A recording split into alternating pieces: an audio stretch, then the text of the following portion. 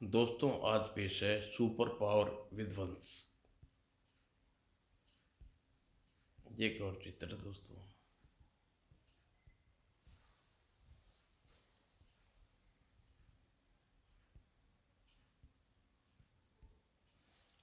हल्की, बेहद हल्की सी घबराहट जिसने चौंका दिया था। यह आवाज कैसी?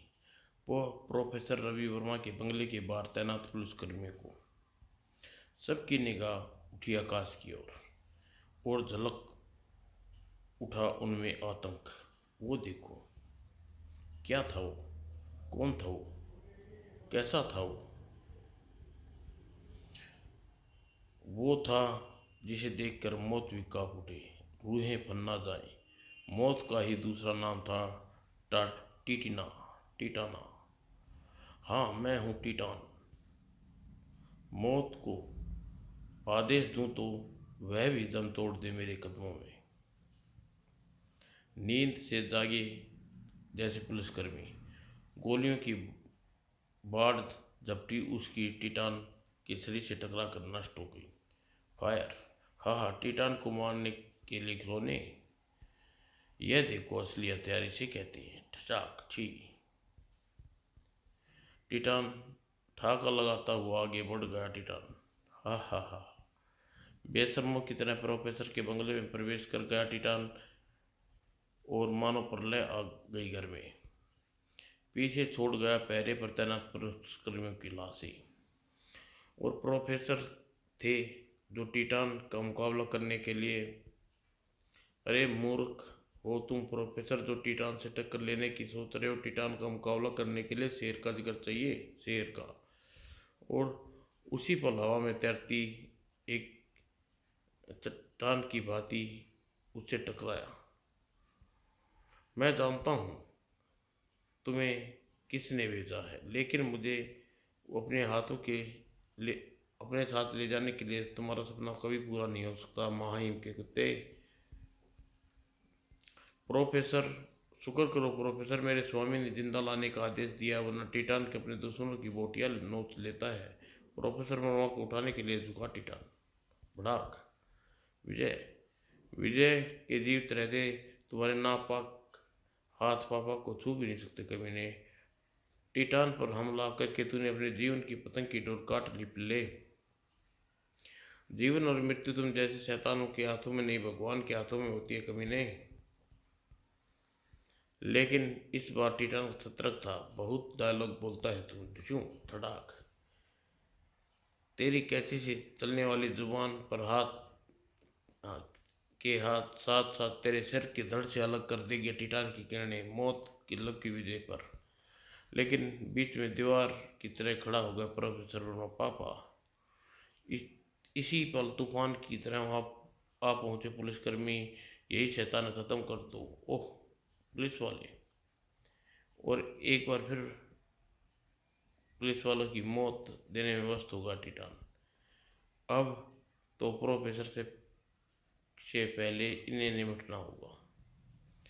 और विजय प्रोफेसर वर्मा को सहारा देकर उठाया, उसके साथ वाले कमरे में लेकर भागा। पापा संभल कर! लेकिन मासूम विजय ज्यादा देर प्रोफेसर को सहारा नहीं दे सका। पापा प्लीज पापा उठिए, अब मैं नहीं उठ सकता बच्चे, मैं मर रहा हूँ, मुझे बचाने की कोशिश करना बेकार। ऐसा मत बोलिए पापा, आपको मौत के जबड़े तोड़कर अपनी जिंदगी जिंदगी लाऊंगा आपका बच्चा। अत्यंतिक पीड़ा के बाद प्रोफेसर की होठों पर मुस्कान उठी।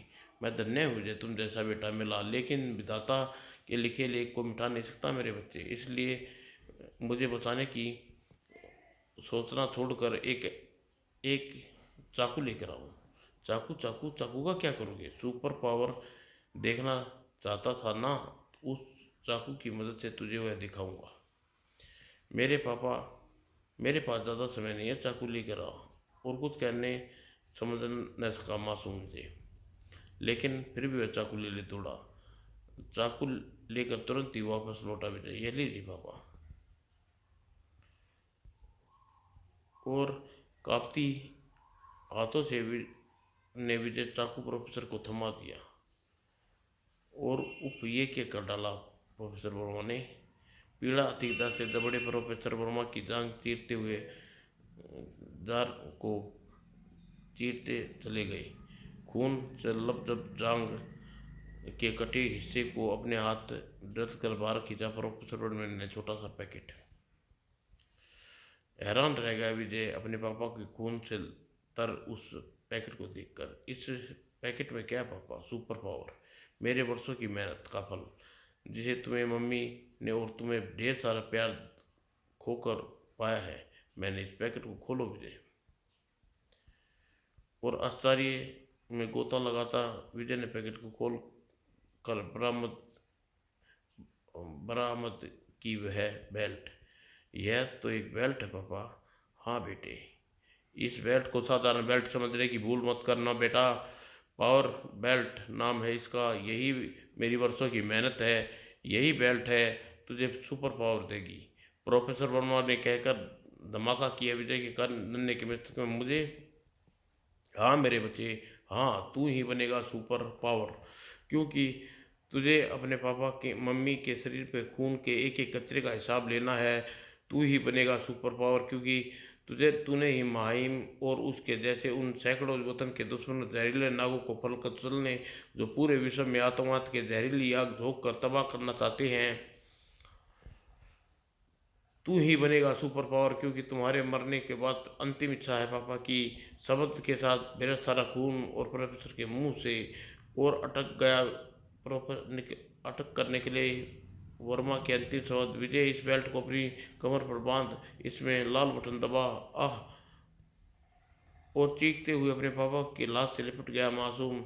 नहीं पापा, नहीं, आप मुझे छोड़कर नहीं जा सकते पापा, नहीं जा सकते आप।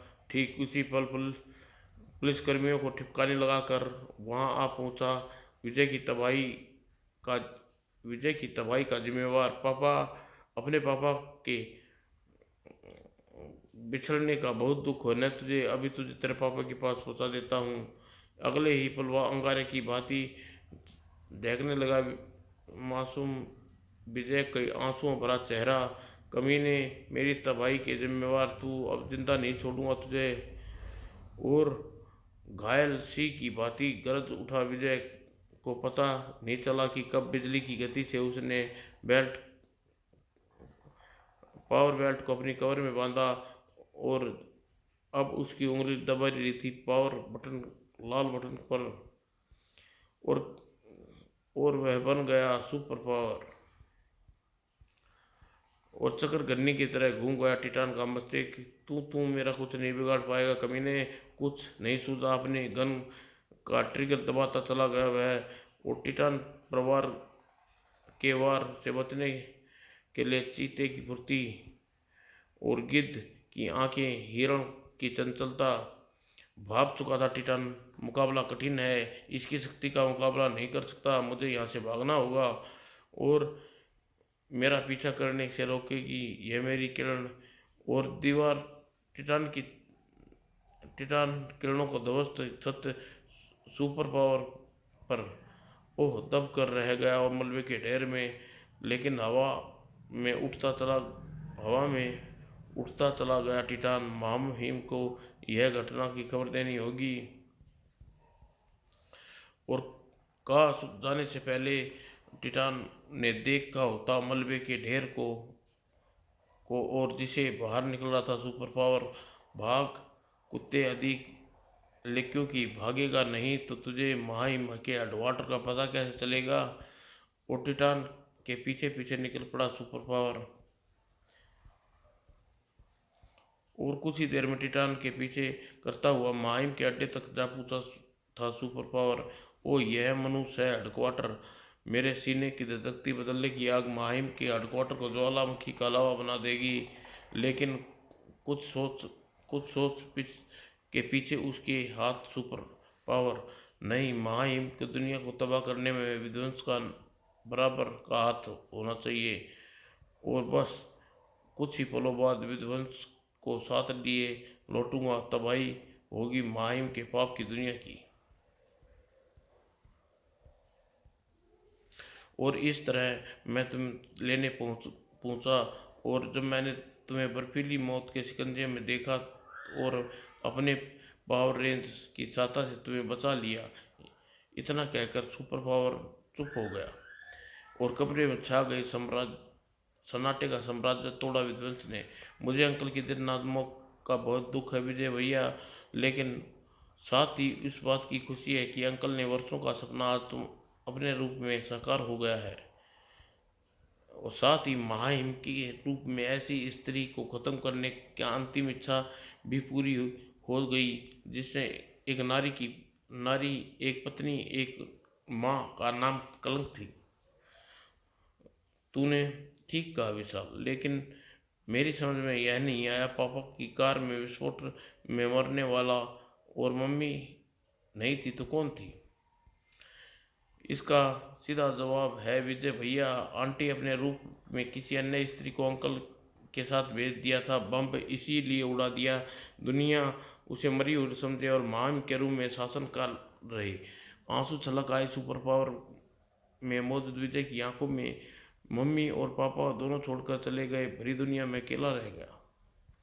बिजली के बेटे का गला रुक गया। ऐसा मत बोल विजय भैया, आप अकेले नहीं, मैं हूँ आपके साथ। ये छोटा भाई आपको कभी अकेलेपन का एहसास नहीं होने देगा। वो तड़प उठा, विध्वंस से लिपट गया। विशाल भैया, विजय भैया, दोनों काफी देर तक एक दूसरे से चपके मासूम की बातें थरथराती आवाज पैदा कर देने वक्त की जाबाज की। और जब सामान्य हुए, कुछ पता लगा कौन है भी विचित्र व्यक्ति जिसने मरने के लिए छोड़कर भाग गया था। उसका नाम आइसो है, कहाँ से आया, क्यों मार काट मचा रहा था, अभी कोई रहस्य है? कोई बात नहीं, हम दोनों के सामने यह रहस्य ज़्यादा देर तक नहीं रहस्य नहीं रह पाएगा। ठीक कहा विजय भैया। विध्वंस इतना बोलना था कि सुपर पावर की हल्की सी चपत सिर पर जमा दी। मैं इस समय विजय नहीं, सुपर पावर के रूप में हूँ। मुझे सुपर पावर का नाम से ही पुकार पुकारोगे, समझे? समझ गया विजय भैया। फिर विजय भैया, सारी मेरा मतलब सुपर पावर ही है। विध्वंस इस मासूमियत पर ठाका लगा पाया सुपर पावर और खूब सुंदरनगर के शहर के बीच में अपने अपने गर्व का सीना उठाई खड़ी गगन चुंबती इमारत गूंज उठाया ठासा। विश्व में सभी आतंकवादी संगठन के प्रलय क्रांति प्रलय राज हेडक्वार्टर्स में स्वागत है। पास पड़ी एक शानदार चेयरों पर बैठे और हस्तियां जिन्होंने विश्व के को बारूद के बैठाने का श्रेय प्राप्त था। Thank you mister Pallavraj. और सबके बैठने के बाद पुनः बोलना शुरू किया प्रलयराज ने। हमारी अंटार्कटिका यात्रा के दौरान आप प्रलयकारी मशीन को सफल परीक्षण देख चुके हैं, लेकिन अब इसकी नीलामी है और जो संगठन इससे सबसे ऊंची बोली लगाएगा उसे सब प्रलयकारी मशीन दी जाएगी। बोली शुरू होती है 7 करोड़, 5 करोड़, 20 करोड़ और 30 करोड़, 50 करोड़, 1 अरब। सन्नाटा छा गया कक्ष में। प्रलय राज की आवाज में 1 अरब, 1 अरब 2, 1 अरब 3, अंतिम बोली 1 अरब। और 1 अरब रुपये की सबसे महंगी बोली लगाने वाला अमेरिका का डेंटिस्ट ऑर्गेनाइजेशन का चीफ ग्रोजी। कॉन्ग्रेचुलेसन मिस्टर ग्रोजी, यह 1 माह के लिए प्रलय मशीन के मालिक हैं आप। अब आप जब चाहेंगे यह प्रलयकारी मशीन प्रलय मचाएगी। और मिस्टर ग्रोजी, देश का चुना अपना तबाही के लिए। किसकी देश को चुना? ओके मिस्टर ग्रोजी, यह आपकी चॉइस। अब इंडिया में हर शहर में मौत का तांडव प्रलयकारी मशीन मचा देगी, पूरे हिंदुस्तान में। ग्रोजी की आंखों में नाच गई इंसानियत।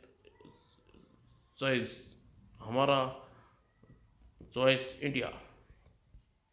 और गगन चुंबती इमारतें सचमुच बम्बई शहर। किंतु आज सार्वजनिक महत्व कुछ सरकारी इमारतें के बीच में गिर गई थी विचित्र तिरंगे और जो निकल रही थी आकाश में उड़ती इस विमान की स्थित प्रलय मशीन से। और मशीन पल भर में अपना विनाशकारी रूप दिखाया और प्रलयकाली मशीन ने रेत के ढेर के भर भरा कर धरती का सीना पर गिरी थी। वे शहरों की नाक समझी जाने वाली गगनचुंबी इमारतें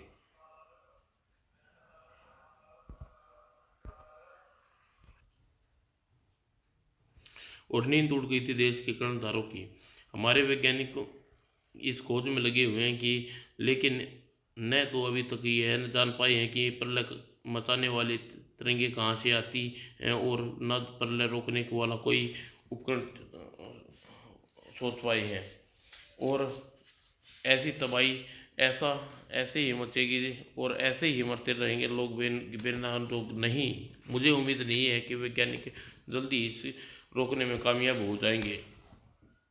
खोखला दावा करने के सिवा और कोई कर भी कह सकता था महामंत्री।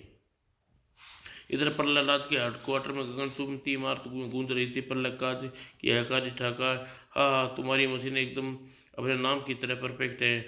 इंडिया का हर शख्स के चेहरे पर प्रलय की कितन कथा नजर आ रहा है। हाँ हाँ हाँ ये देखो ट्रेलर मिस ग्रेजी, अब पूरे प्रलय की पूरी फिल्म सामने होगी। सोचिए कितना मजा आएगा। हाँ हाँ एक बार फिर दोनों के ठहाके शैतानी उबल बैठे और स्थित गैर स्थित सुभाष नगर में स्थित नेहरू चौक पर यहाँ ओसी के क्रोध का कहर बरस रहा था।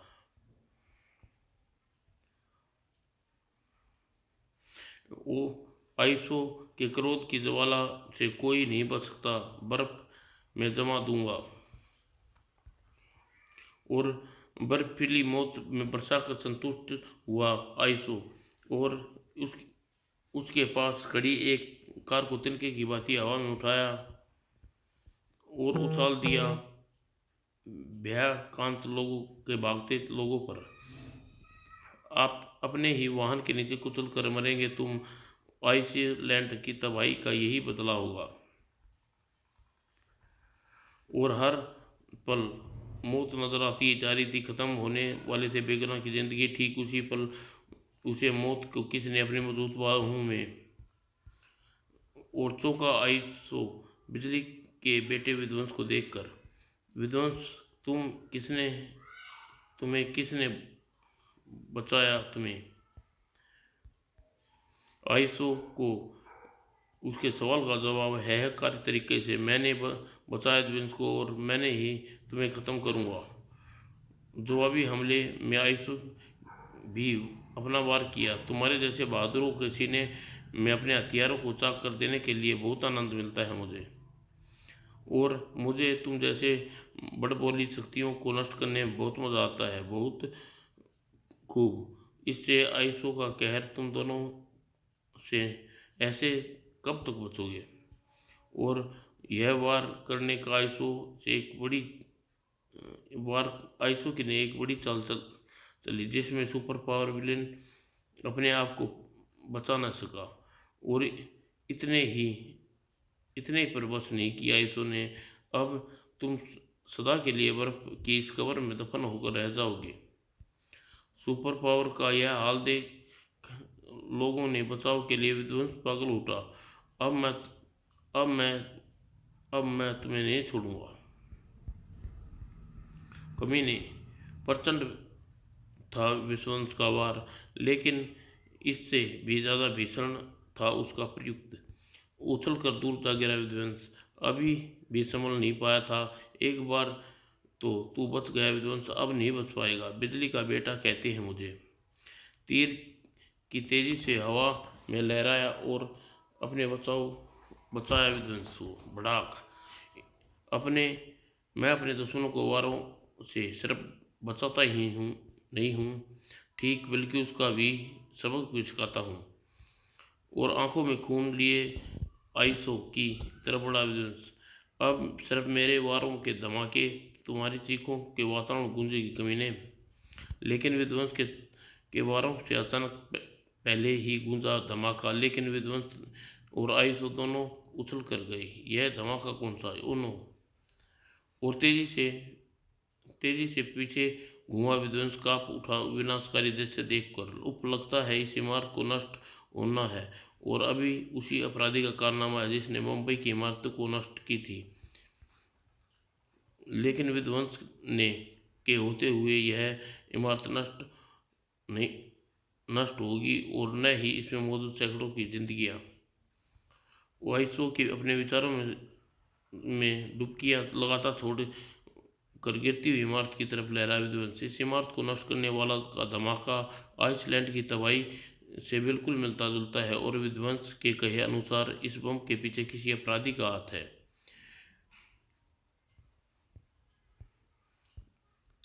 अगर ऐसा है तो मैंने आइसलैंड की तबाही के लिए पूरी मनुष्य जाति को मानकर बड़ा पाप किया है, और इस पाप का प्रायश्चित करने के लिए मुझे से और अवसर नहीं मिलेगा। अचानक कहाँ गया आइसो, और विदेंस अपनी जी जान से इमारत के पिलर को संभालने में जुटा था, और ध्वस्त होते ही सारी इमारत नष्ट हो जानी है। जब तक मेरे में दम है, इस पिलर को नहीं गिरने दूंगा मैं। और ऐसी लेकिन जल्द से जल्द भी चेहरे पर दहशत मृत्यु नृत्य करने लगी। ऊपी है पिलर मेरे हाथ में रेत की भांति सरकता जा रहा है। अब तो कोई चमत्कार ही बचा सकता है। और विध्वंस का सोचना था कि चमत्कार हो गया। रेत के बना को पिलर को आप टकराई बर्फीली किरण, और लेती चली गई खंबे का रूप।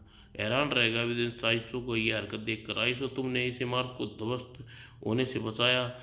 हाँ मित्र, लेकिन मैंने ऐसा क्यों किया ये बाद में बताऊंगा। पहले इस इमारत में फंसे मनुष्य को तुरंत बाहर निकालने का प्रबंध कर लूं, क्योंकि कुछ ही पलों में मेरी बर्फ की किरणें का प्रभाव समाप्त के साथ ही इमारत ध्वस्त हो जाएगी। और इमारत में फंसे लोगों को बचाने के लिए शानदार प्रबंध आईसीयू ने। वाह आइसो वाह। और स्वयं को बर्फ की चिता से आजाद करवा चुका था विध्वंस आईसीयू। और अब तू मेरे कहर से नहीं बचेगा। तेरे सुपर पावर की घातक किरणें अपने सीने पर झेल गया विध्वंस। ये तुमने क्या किया विध्वंस? इस पापी की मौत से बचा लिया। ये पापी नहीं है सुपर पावर, बल्कि था विध्वंस के होते ही इमारत में सैकड़ों लोगों की जिंदगी के मुंह से जाने से बचाकर साबित कर दिया। ये भटक गया था। विध्वंस को ठीक कह रहा है मित्र। मेरे सीने में भटकती ज्वाला ने मुझे अंधा कर दिया था, और ऐसा होता भी क्यों ना। मैं अपने समृद्ध और सुखी आइसलैंड को निवासियों की तबाही का भयंकर मंजर अपनी आंखों से देखा है। मैंने उस धमाके को जो अंटार्कटिका में विशाल बर्फ के समुद्र में आए इस तूफान में जो आइसलैंड के नागरिकों को पिघाल कर वहां से बहाकर ले गया था। और बच गए थे कुछ लोग जो अपने प्रियजनों की लाश देखकर खून के आंसू रो रहे थे सुख सुख सुख। और तब मैंने निश्चित किया था तबाही का बदला लेने के लिए मैं इस तबाही की जिम्मेवार लोगों को छोड़ूंगा नहीं। की आइसलैंड की भांति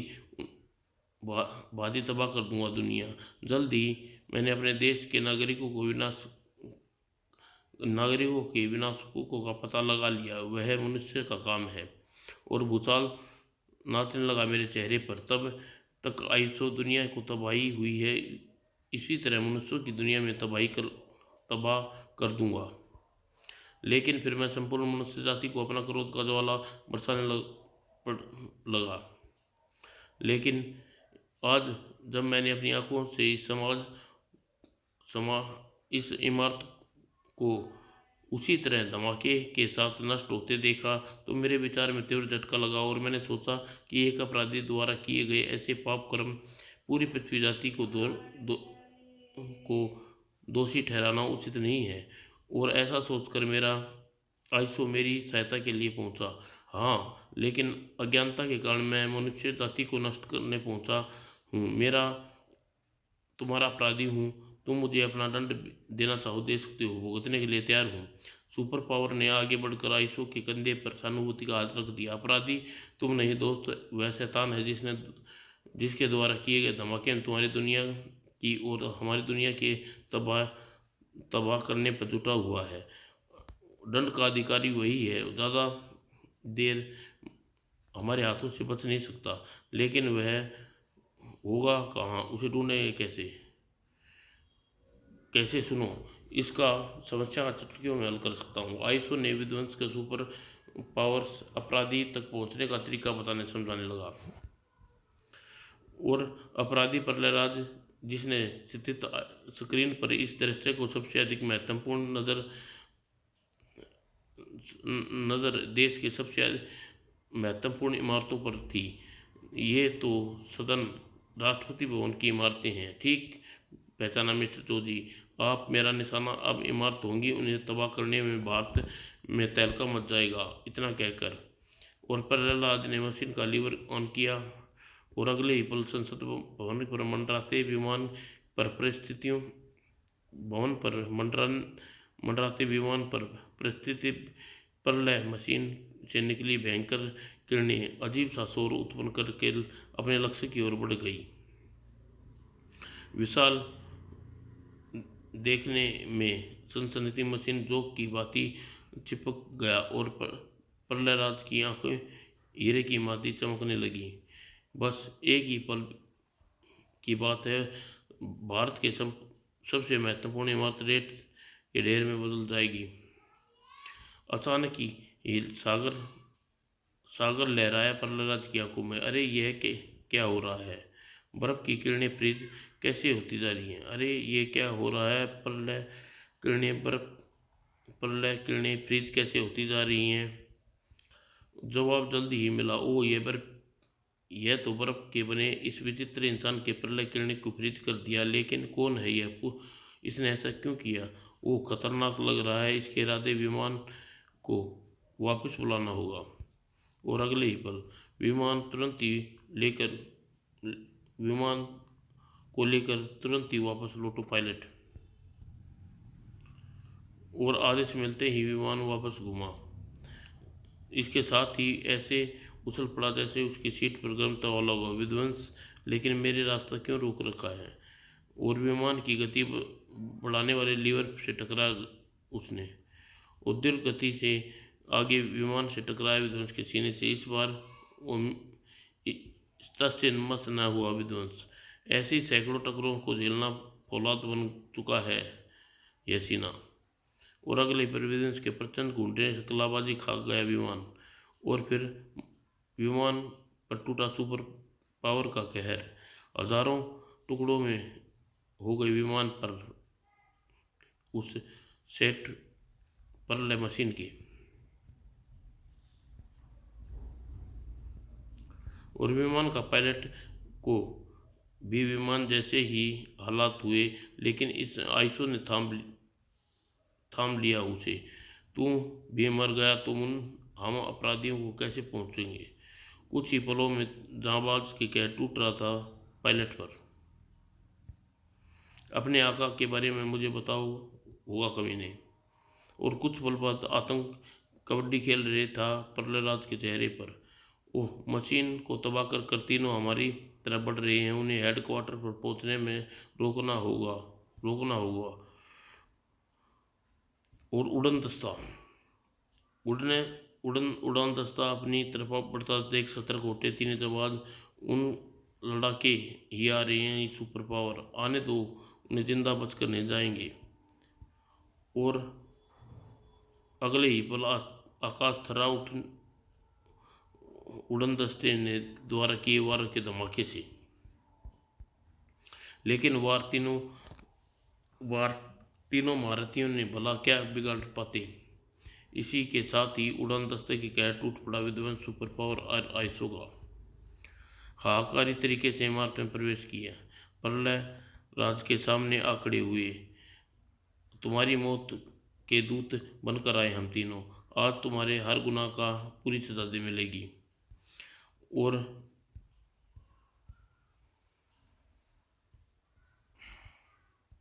लेकिन कोई कुछ कर पाता इससे पहले ही प्रहलाद ने एक अप्रत्याशित हरकत की, और उसकी हरकत पर बचो मित्र।